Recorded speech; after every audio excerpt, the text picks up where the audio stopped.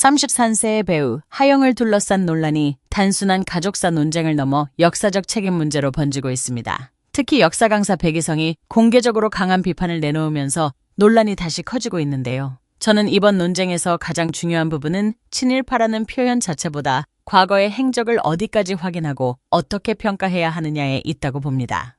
백이성은 8월 12일 공개된 최욱의 매불쇼에 출연해 하영의 증조부인 고 안상호의 행적을 언급했습니다. 안상호가 활동했던 대정실업친목회에 대해서는 당시 고문이 이완용이고 회장이 민영기였으며 일제강점기 조선인 상류층의 친일단체로 성격이 변했다고 설명했습니다. 그런데 여기서 중요한 반론도 있습니다. 역사학자 심용화는 안상호를 곧바로 친일파로 단정하는 것은 위험하다고 지적했습니다. 실제로 안상호는 친일인명사전에 등재돼 있지 않습니다. 따라서 법적이나 학술적인 의미에서 친일파라는 규정이 확정된 것처럼 받아들이는 것은 신중할 필요가 있습니다. 하지만 반대로 매불쇼 측이 공개한 과거 자료를 보면 상당히 논쟁적인 대목도 등장합니다. 안상호는 과거 조선총독부 기관지에 소개됐고 당시 인터뷰에서 자신을 일본인과 똑같다고 표현하면서 자녀들도 일본인 가정처럼 키우고 있다고 말했습니다. 저는 바로 이 부분이 이번 논란에서 가장 무겁게 봐야 할 지점이라고 생각합니다. 단순히 일본에서 의학을 공부했다거나 일본 의사 자격을 취득했다는 사실만으로 친일 여부를 판단할 수는 없습니다.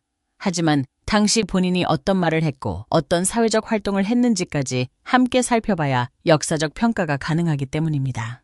백이성은 안상호가 일본에서 의학을 배운 뒤 조선의 발전에 기여하기보다는 일본화됐다고 주장했습니다. 또 1919년 고종이 쓰러졌을 당시 안상호가 관련된 상황을 언급하며 훗날 고종 독살설이 돌았다는 의혹까지 제기했습니다. 다만 이 부분은 어디까지나 당시 제기된 의혹과 소문을 구분해서 봐야 합니다. 고종 독살설과 안상호의 직접적인 연관성이 역사적으로 확정됐다고 단정해서는 안 됩니다. 저는 오히려 이런 민감한 부분일수록 확인된 사실과 추정이나 의혹을 명확하게 나눠서 이야기하는 것이 중요하다고 봅니다.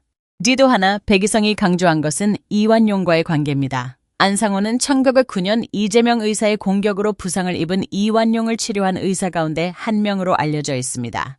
백이성은 이런 행적을 거론하며 친일 여부를 되묻기도 했습니다. 그렇다면 왜 안상호는 친일인명사전에 이름을 올리지 않았을까요? 백이성은 당시 인명사전이 관직이나 경제인 중심으로 작성됐기 때문이라고 설명했습니다. 결국 명단에 없다는 사실만으로 친일 행적이 없었다고 단정하는 것도 반대로 논란이 있다는 이유만으로 모든 행적을 친일로 규정하는 것도 조심해야 한다는 겁니다. 그리고 이번 논란에서 가장 뜨거운 부분이 바로 하영의 발언입니다.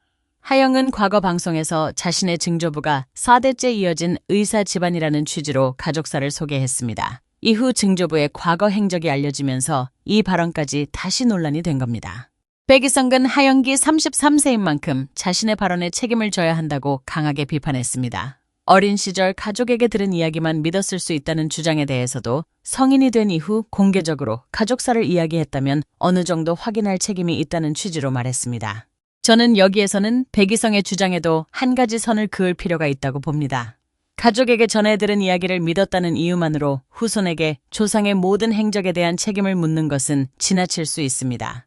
조상의 행동과 후손의 책임은 분명히 구분해야 하기 때문입니다. 다만 공개적으로 가족사를 소개하는 과정에서 논란이 될 만한 역사적 사실이 있었다면 이후 사실관계를 확인하고 설명하는 태도는 필요하다고 생각합니다. 특히 일제강점기처럼 지금도 사회적으로 큰 상처로 남아있는 역사라면 더 그렇습니다.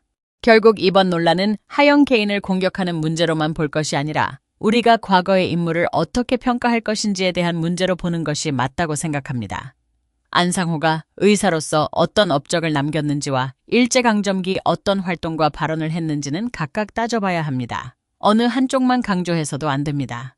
역사에서 가장 위험한 것은 무조건적인 미화와 무조건적인 낙인이라고 생각합니다. 확인된 자료는 자료대로 살펴보고 논란과 의혹은 의혹으로 구분하며 후손에게는 조상의 행적과 별개의 책임이 있다는 원칙도 지켜야 합니다.